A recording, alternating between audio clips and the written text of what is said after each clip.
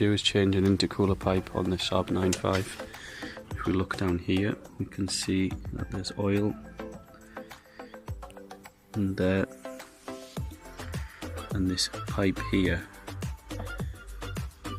appears to have a split.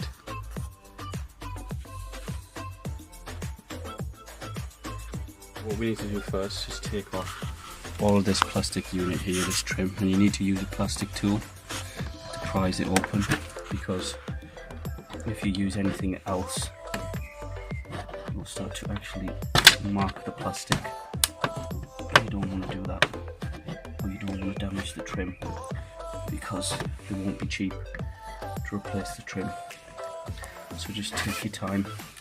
See where you can actually see where these lugs are here.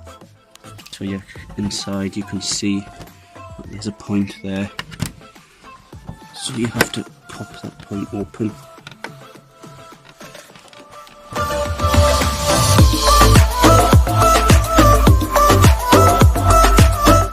All the way around. You have to be very careful that you prise downwards so it doesn't damage the actual paintwork.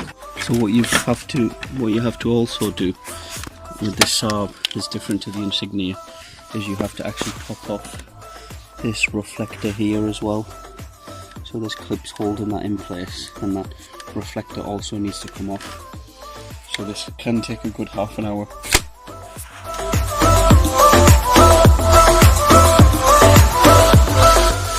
What happened here is there's a screw that holds this fitting in about there, so you have to take that screw out and that pops off, but don't disconnect it yet, and that's just obviously the indicator. But what they've done is they've actually, when they've manufactured the car, they've put a pipe and they've put a little clip, and then they've got a fastener at the back there, which is actually very hard to get to, and that fastener needs just twisting off or turning off.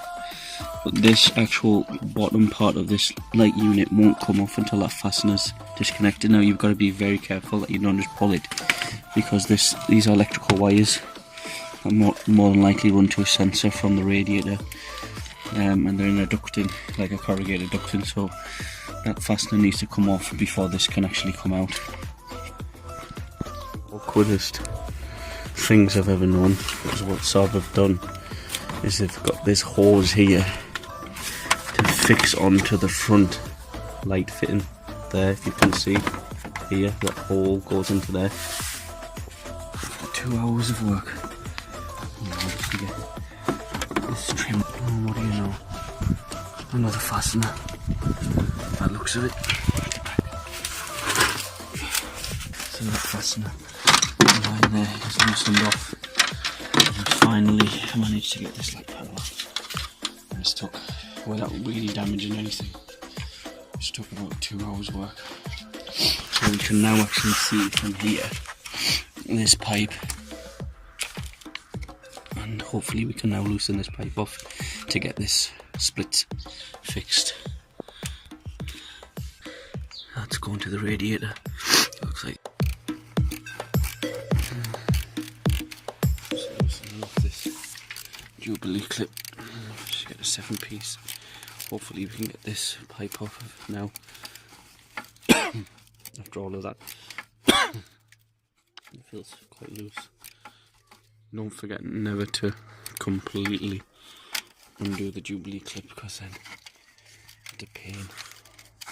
So that's loose now. So there's actually a tip. None of the videos on YouTube show you the tip.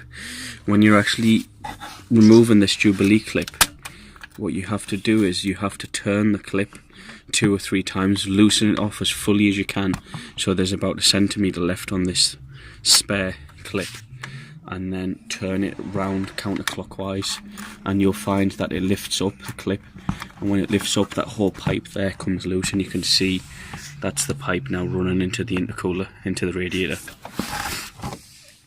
So we took the cover off, and these here are the leak-off pipes. So these are fine. Normally, sometimes you'll find, if it's an older Saab or an older car, that these diesel leak-off pipes here, the diesel comes up here and travels across with pressure, and these will actually become, the corners or the edges will become worn, and you'll start having diesel coming through. So you can just literally go off and buy, it's very cheap, for a few pounds, buy you know, a metre or 50 centimetres of leak off pipe, cut it down, and you can actually just pop these on yourself and replace them yourself. But these actually look like they're in good condition considering the car's 5 or 6 years old. So what we're going to do now, this main throttle body, we've just connected these, lifted these off. I'm just going to start undoing these bolts here. Be very careful not to drop these bolts.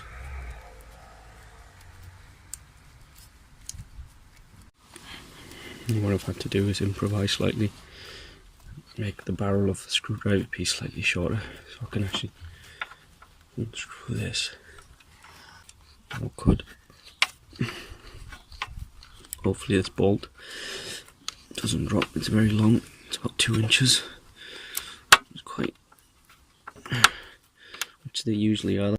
You can see it through that gap. There's a third bolt.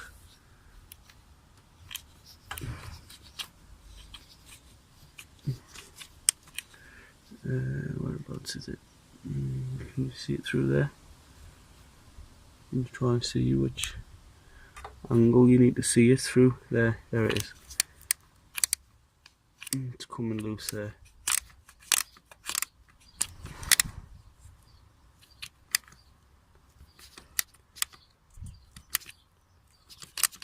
Touch the screen.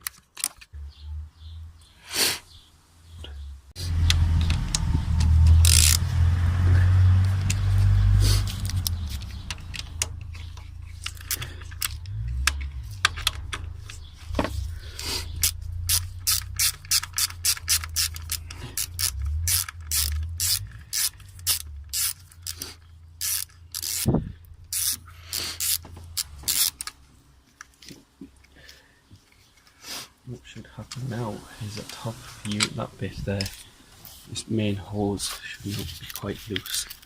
It should just come away.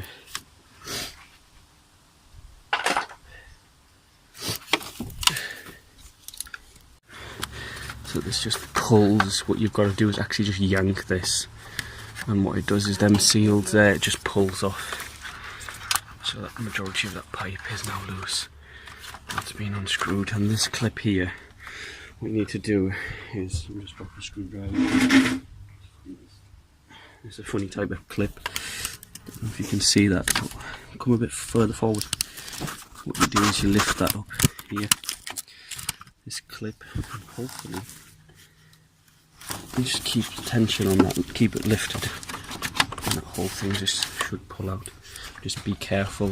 Just have to be careful now when trying to lift this out. Don't want to cause damage. We can always go with the option of trying to take this pipe out from the bottom, which is what a lot of people do on the actual signal videos. After all that time, managed to succeed and actually get this intercooler pipe all in one piece off. And here it is, and it's full of oil, which indicates that it's got multiple splits. It's got damage on it, which is what we're going to look at now. And this, something I have to comment on, is that these Jubilee clips are very complicated. You can see they're wind round. This can be reused, luckily, because it hasn't been off before. But this is what I was trying to do. I was trying to get to this clip here, but this is a type where it doesn't seem like you can actually remove this. If you do, it has to be hacked off. And then this clip again is also very complex. This clip requires that you pull these edges out on both sides, but this seems to have come off in one actual unit, so it needs cleaning off now. So we managed to get these 2 separate units off by undoing that clip. The manufacturer to see how it works, and what we're going to do is put this unit, this main throttle body piece, back on overnight, so that butterfly flap is protected. But we're just going to spray some more cleaner in. Here is the split, and we've got some compound to seal this up and leave that overnight to see how that works and put it on in the morning. So what I'm going to do now is actually seal off this unit so it has been cleaned as best as possible. Just make sure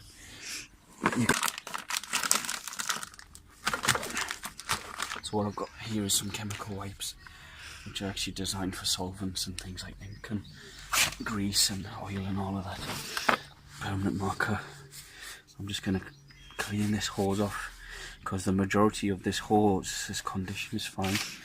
It doesn't look old, it looks okay. There doesn't seem to be any marks of wear and tear apart from one split. And I've got a special compound which is called Gator Gun. It's from an American chemical company I used to work for. And what this does is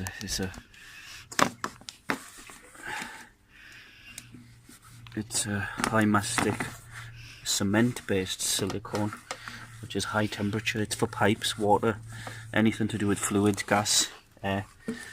And this is it here. So what I'm going to do is now that the majority of this is cleaned off, and this might not be a permanent fix, but this is just a temporary fix. Either I'm going to have to get a new one on here and then just use something to work this in. And what this should do is this should give it a good temporary fix, because what this does is when it heats up it actually expands. It's totally waterproof and it works at very high temperatures.